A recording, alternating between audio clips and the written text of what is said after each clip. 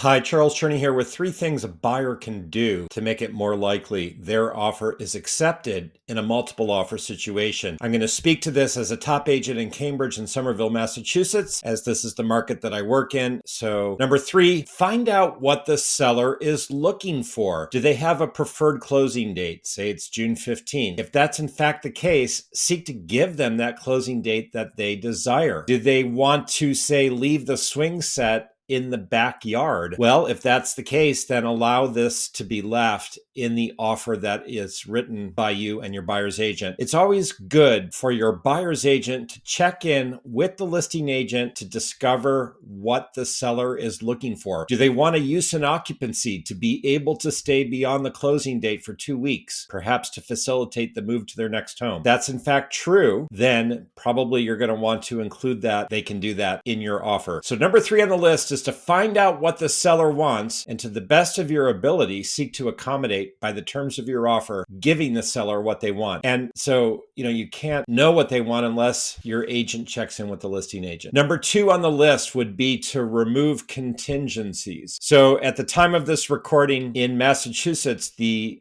state has passed a new law that actually strengthens a buyer's right to a home inspection and effectively removes the need to make it a contingency in a home purchase offer. Now, we have not yet, at the time of this recording, arrived at that moment in time, but it appears that in the summer of 2025, it may be that it's a right protected by law. Putting that contingency to one side in light of the law that is changing in the state, let's look at the mortgage contingency, which is perhaps the most significant contingency. And buyers who can remove that contingency and become, by doing so, a cash buyer, seek to impress upon their seller who's receiving their offer that they are an offer to consider accepting, because it's one less thing for the seller to worry about, which is the loan's approval. Now, many people will remove the mortgage contingency, submit proof of funds for the full offer amount, and thereby qualify as a cash buyer, but still proceed in the transaction to get a loan set up prior to the closing date. So the litmus test of a cash buyer is proof of funds at the offer stage, and many cash buyers, so-called, will get a loan set up prior to closing. It's just that they're traveling through the transaction without the safety net of the mortgage contingency, and so you need to be very thoughtful if you're even in a position to consider removing the mortgage contingency from your offer. But again, contingencies, things that need to be accomplished or completed or executed prior to closing, the more of them that you have, perhaps you could say the less appealing the offer would be to the seller, because each contingency represents a possible way for the deal to end if the contingency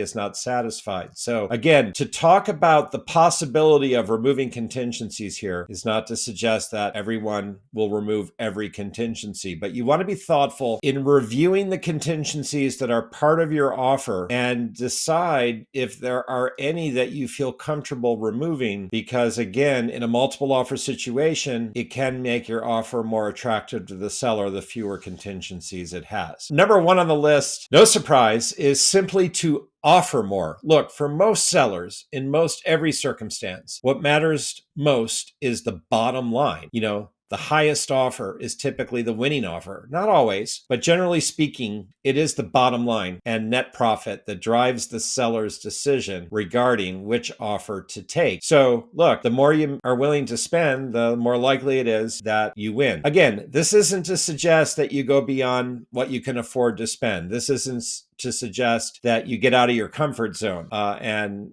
feel like you've overpaid because you pushed yourself beyond your own limit. But you need to know your limit, explore your limit, be thoughtful about what you're willing to pay. Some buyers will make an offer with an escalation clause, which states that they're willing to top any offer higher than theirs for X dollars. Some listing agents and some sellers do not look favorably on or don't allow for escalation clauses. So if you're going to pursue possibly having an escalation clause, your buyer's agent is going to need to discuss that with you at length and check in with the listing agent and seller, perhaps to take a temperature reading maybe. So look, at the end of the day, to take this from the top, find out what the seller wants and see if you can accommodate. Review your contingencies to discover if any of them might be removed within your comfort zone and consider how much you're offering and discover and decide if you're willing to offer more. Again, you got to do what you're comfortable doing. This ultimately is your offer, but the secret to increasing the chance of success in a multiple offer situation ultimately amounts to putting your best foot forward. There may not be a chance in a second round to improve your offer. You may wish that you had done more than you have done in your initial offer. So put your best foot forward, ponder what the seller wants, consider your contingencies, and think hard about your number to decide if it can go up. My name is Charles Cherney. I'm a top agent here in Cambridge and Somerville. Reach out by text, telephone, or email with myself and my business partner, Maggie D, can be of assistance to you in aiming to buy the right home and sell for the best price. Be in touch. Take care.